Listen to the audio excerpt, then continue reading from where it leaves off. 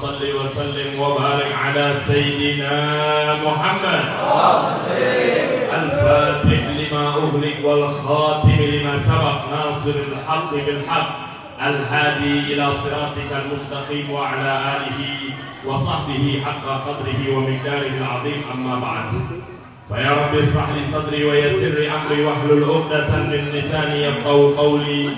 ربي زدنا علما وارزقنا فهما.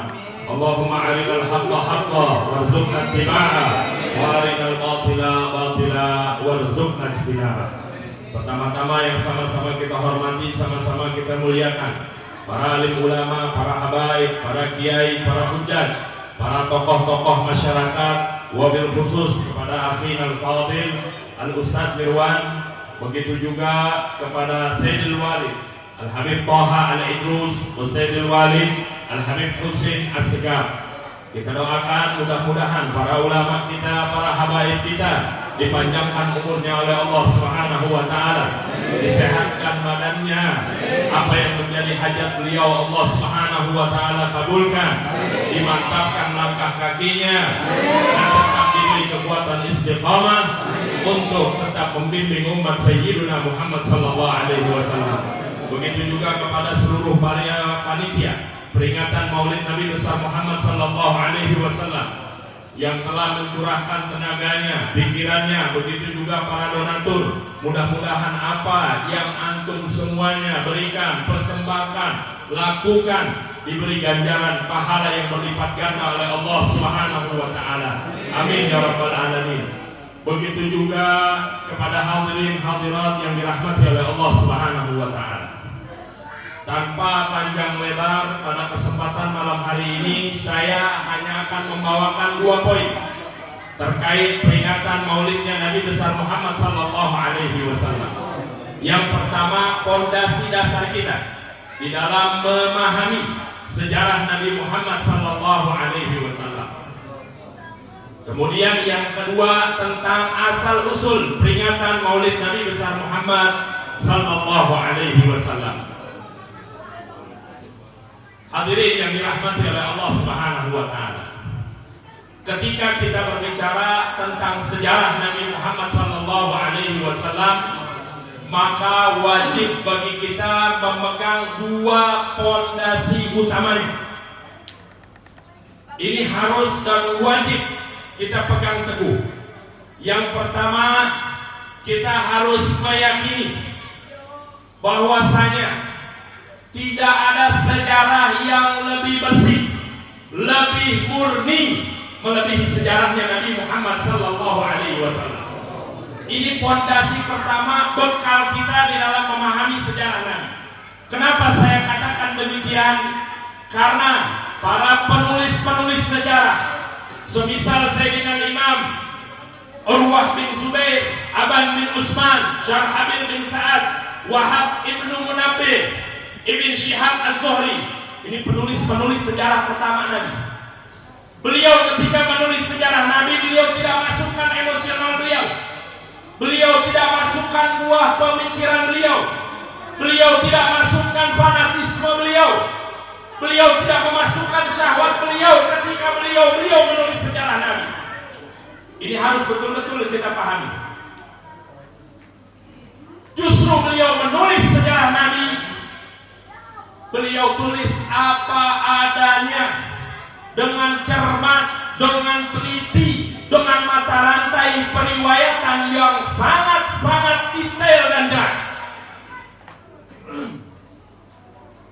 Jadi kita ambil contoh umpama, saya mau nulis tentang cerita Nabi waktu menerima wahyu. Ini saya dapat dari siapa? Umpama dari Ustadz Mirwan. Ustadz Mirwan orangnya bagaimana? Saya lihat dulu biografinya, profilnya saya lihat dulu. Oh, beliau orangnya Masya Allah, jujur, terpercaya, ibadahnya luar biasa, keilmuannya luar biasa.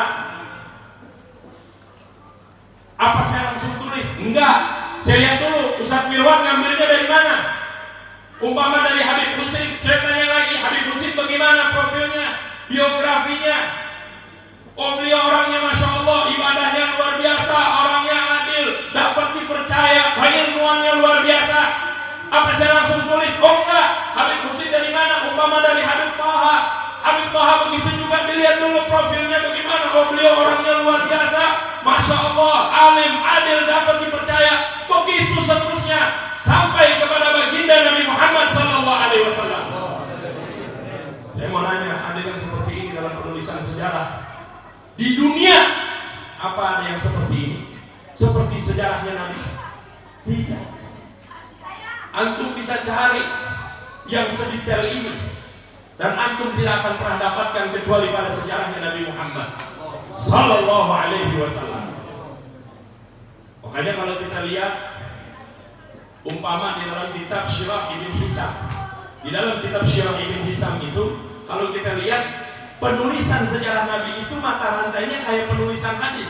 Haddatsana fulan an fulan, saya diberitahu oleh fulan, fulan dari fulan, fulan dari fulan, begitu seterusnya sampai kepada Rasulullah Sallallahu Alaihi Wasallam.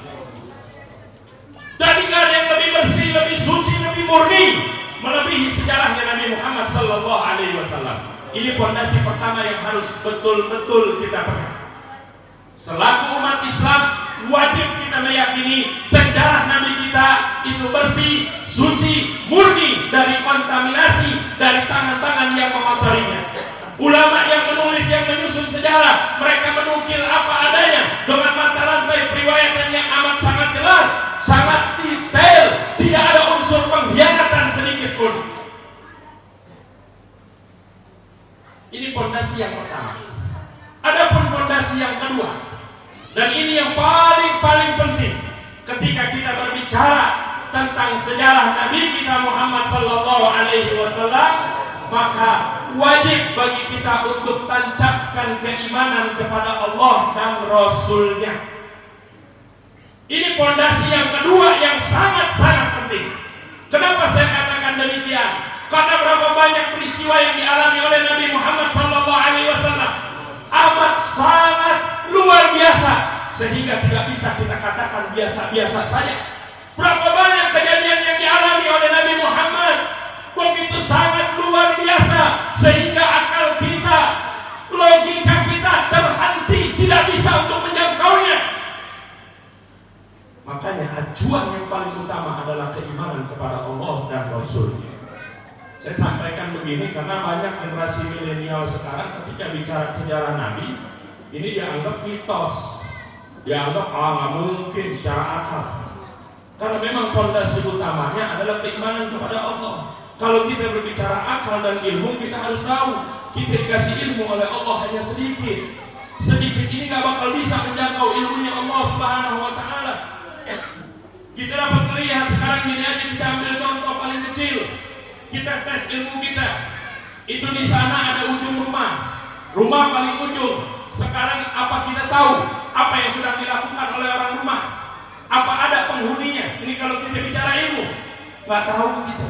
Yang dekat sama kita nggak paham.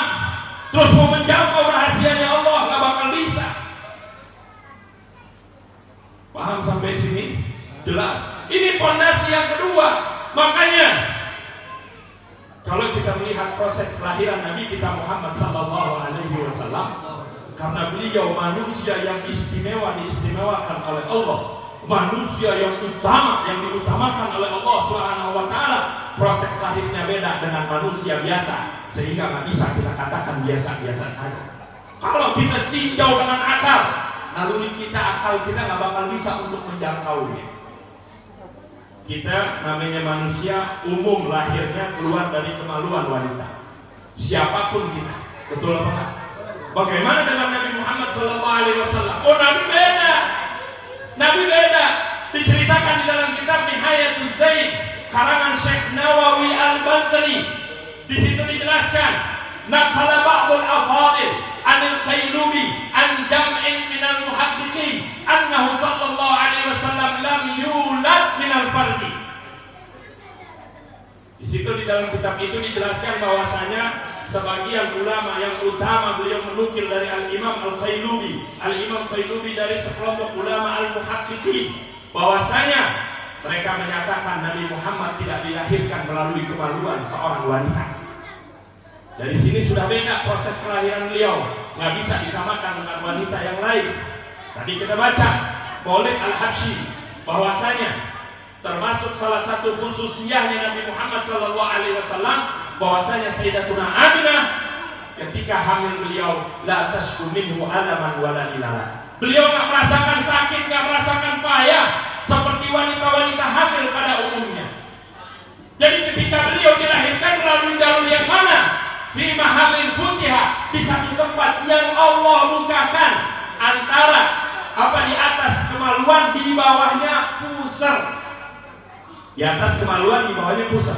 Tempat ini dibukakan oleh Allah. Setelah Nabi keluar, tempat ini rapat kembali seperti semula. Anak sekarang bilang, oh kalau begitu sama dong kayak sesar. Mulai tadi kan kita udah bilang kuncinya keimanan kepada Allah dan Rasulnya. Ini beliau luar biasa, gak bisa dikatakan biasa-biasa saja. Kalau dikatakan mirip sesar ya berarti umum kelahiran beliau. Betul apa enggak? Berarti umum dong. Oh enggak sama dengan sesar. Ya kan di atas kemaluan, di bawahnya pusar, sama dong mirip sesar. Beda saya katakan. Sekarang kalau kita lihat sesar, seorang wanita yang disesar biasanya ada sesuatu sebab. Bisa jadi ada bahaya yang kembali kepada itu anak atau kembali kepada ibunya. Betul apa enggak? Kalau Nabi tadi di Maulid Habsyi sudah diceritakan dan dikatakan Sayyidatuna Aminah ketika melahirkan Nabi, ketika hamil Nabi, la tashku minhu alaman wala ilalah. Beliau nggak payah, beliau nggak sakit. Selama hamil Nabi sampai mengeluarkan beliau tidak merasakan kepayahan, tidak merasakan kesakitan. Itu dijaminan dari Allah. Ketika Nabi dikandung oleh Sayyidatuna Aminah, adanya beliau dalam kandungan Sayyidatuna Aminah tidak membahayakan Sayyidatuna Aminah. Adanya beliau dalam kandungan Sayyidatuna Aminah tidak membahayakan diri beliau. Beda sama sesar. Ya, kita bilang kalau sesar biasanya ada bahaya yang kembali kepada itu bayi atau kepada ibu. Kemudian yang kedua kita lihat lagi, kalau wanita yang sesar dibelek sama bidan, disobek, sakit nggak? Sakit. Tapi kalau ini fi mahalin futiha, di tempat yang Allah bukakan, Allah yang bukakan. Habis itu keluar, setelah keluar rapat kembali. Tuh. Kalau orang sesar, habis dikeluarin dijahit, sakitnya lebih dari orang lahir biasa, benar apa enggak? Jadi gak bisa kita katakan biasa-biasa saja kelahiran Nabi Muhammad SAW. Makanya dua pondasi itu sangat penting untuk kita pegang, untuk kita jadikan pedoman ketika kita berbicara sejarahnya Nabi Muhammad SAW.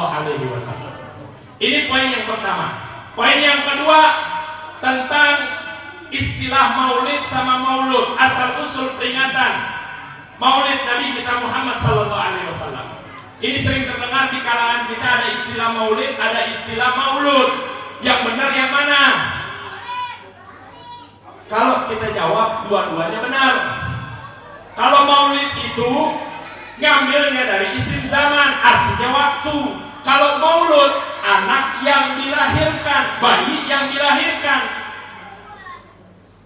Nah, kenapa saya katakan dua-duanya betul? Karena anak yang dilahirkan gak bakal bisa lepas dari waktu yang dilahirkan. Betul apa enggak?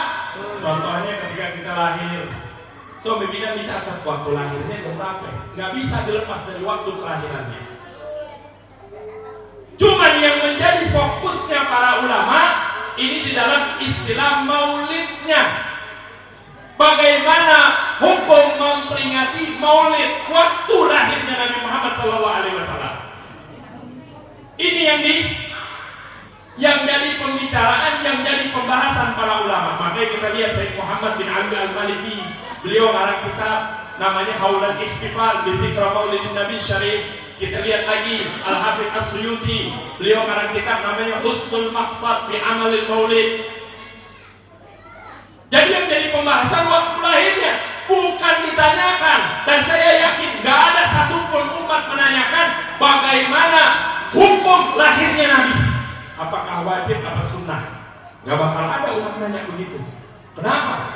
Karena kalau ada umat nanya begitu kurang ajar kepada Allah Subhanahu wa Ta'ala.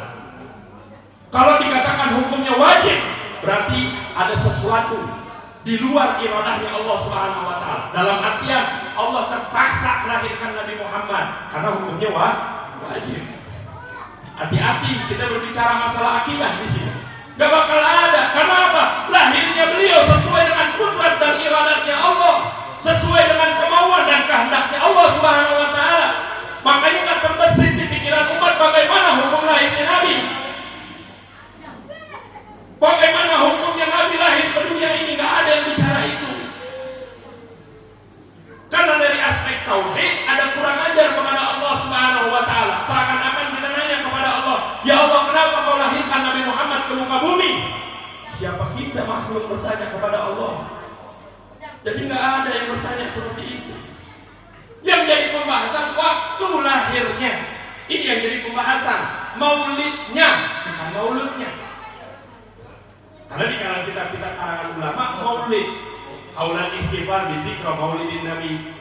Terus ada lagi husnul maqsad fi amalil maulid, bukan amalil maulud, amalil maulid lil Hafidz As-Suyuti. Jadi ulama membahas di situ bagaimana sih hukumnya memperingati maulid Nabi besar Muhammad sallallahu alaihi wasallam. Dalam hal ini Al-Hafidz As-Suyuti di dalam kitab beliau Husnul Maqsad fi Amalil Maulid, beliau mendefinisikan yang namanya peringatan maulid alladzi huwa ijtima'un nas, yang mana di situ ada perkumpulan manusia,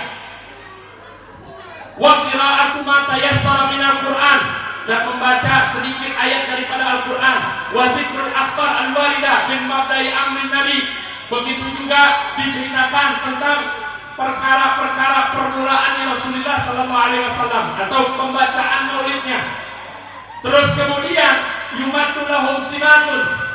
Habis itu ada konsumsi yang dibagikan. Summa yang sorifun. Habis itu berubah. Nggak ada hal-hal yang berbau maksiat, kata beliau. Ini bagus dan diberi pahala orang yang mengerjakannya. Bagus kata beliau. Kenapa? Lima fihi. Karena di situ itu ada izharul farah was surur, ada penampakan kebahagiaan, penampakan kegirangan akan lahirnya Nabi Muhammad sallallahu alaihi wasallam.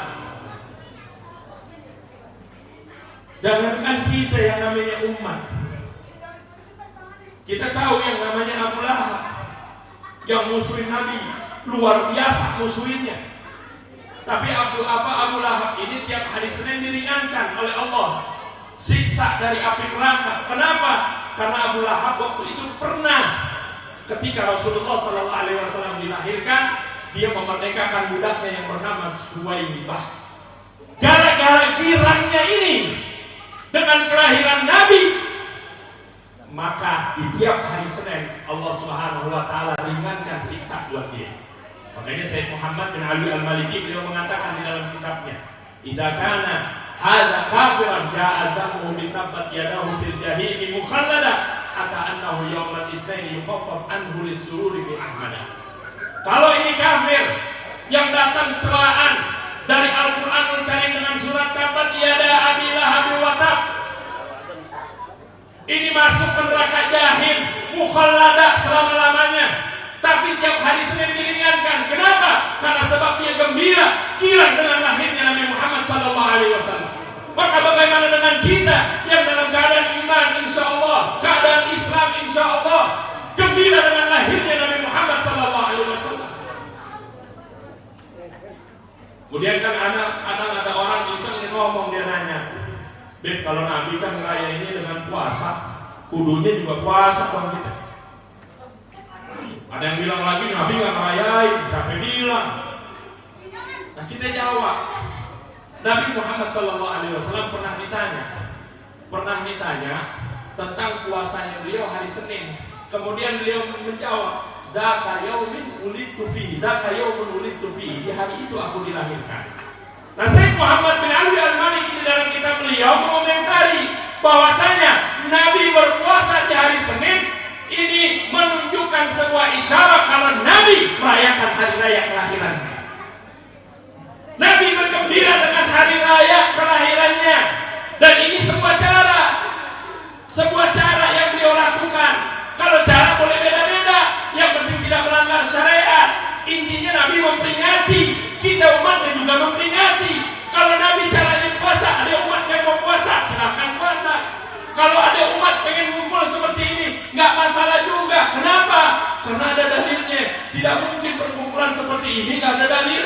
Tidak ada asal-usulnya. Bohong kalau nggak ada asal-usulnya.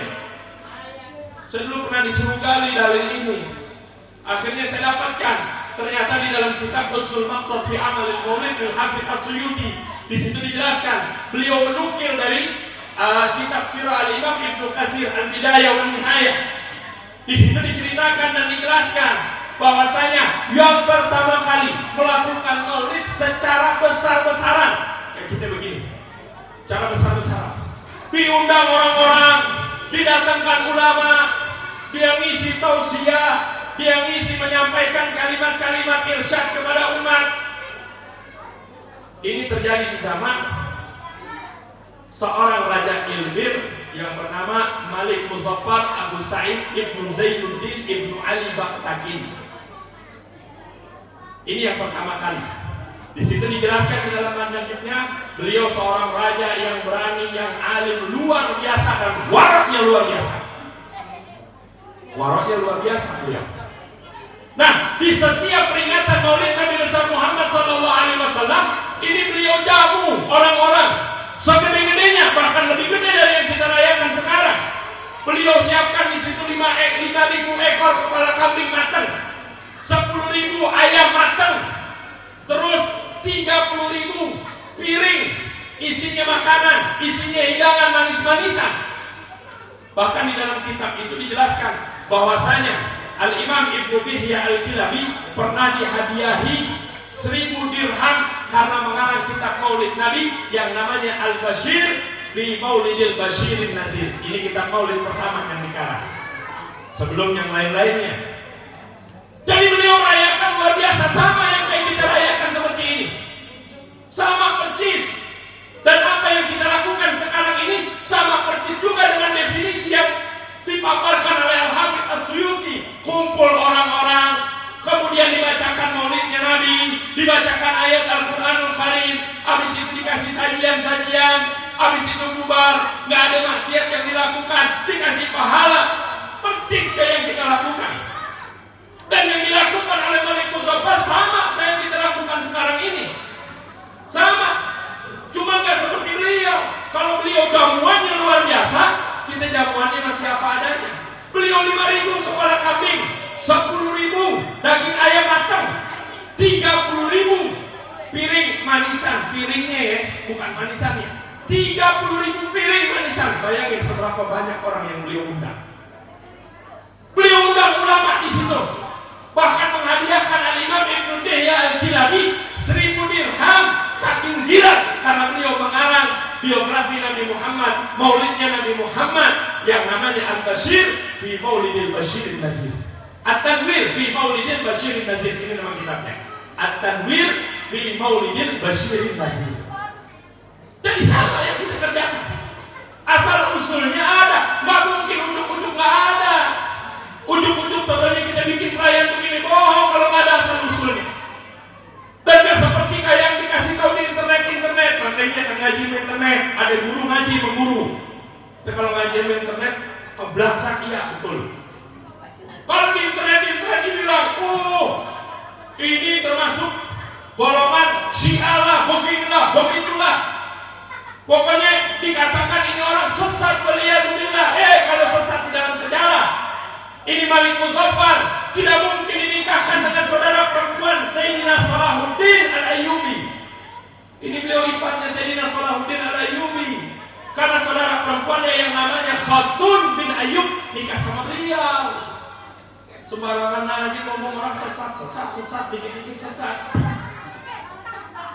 Baca dulu sejarahnya.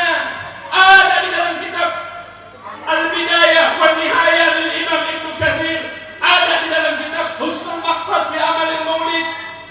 Bahkan di situ dijelaskan bahwasanya beliau raja yang waro. Beliau raja luar biasa, pakaiannya nggak mau mewah, pakaiannya kasar, yang harganya murah. Bininya sampai protes.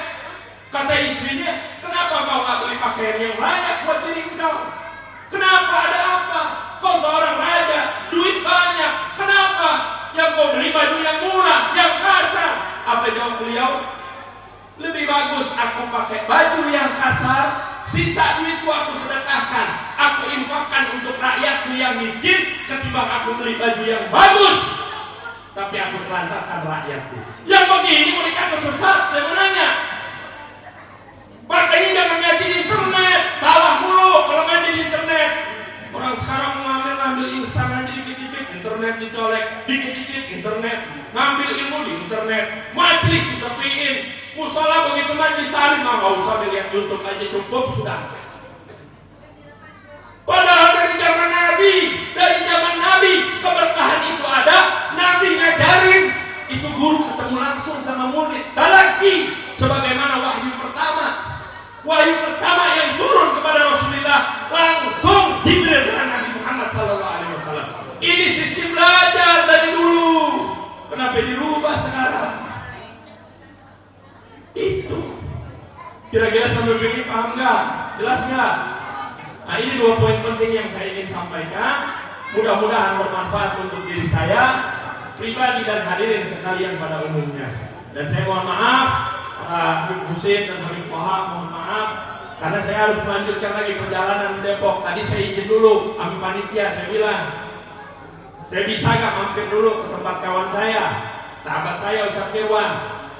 Saya bilang jam 9 insya Allah saya langsung berangkat ke sana. Kata dia nggak apa-apa Beb, ya udah janjinya jam 9 memang saya berangkat, maka jam 9 juga saya penuhin.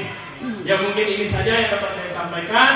Hadanallahu wa iyyakum ila aqwamit thariq. Wassalamualaikum warahmatullahi wabarakatuh. Waalaikumsalam warahmatullahi wabarakatuh. Kami ucapkan jazakallahu khairan katsir kepada guru kita Habib Ali Zainal Abidin Al-Atas atas mutiara-mutiara ilmu yang telah disampaikan. Kata-kata mutiara semua nasihat-nasihat yang telah diberikan oleh beliau, semoga apa-apa yang diberikan oleh beliau dapat kita pahami dan maklumi. Hadirin sekalian yang dirahmati oleh Allah Subhanahu wa taala, untuk acara selanjutnya yaitu kepada para panitia membagikan konsumsi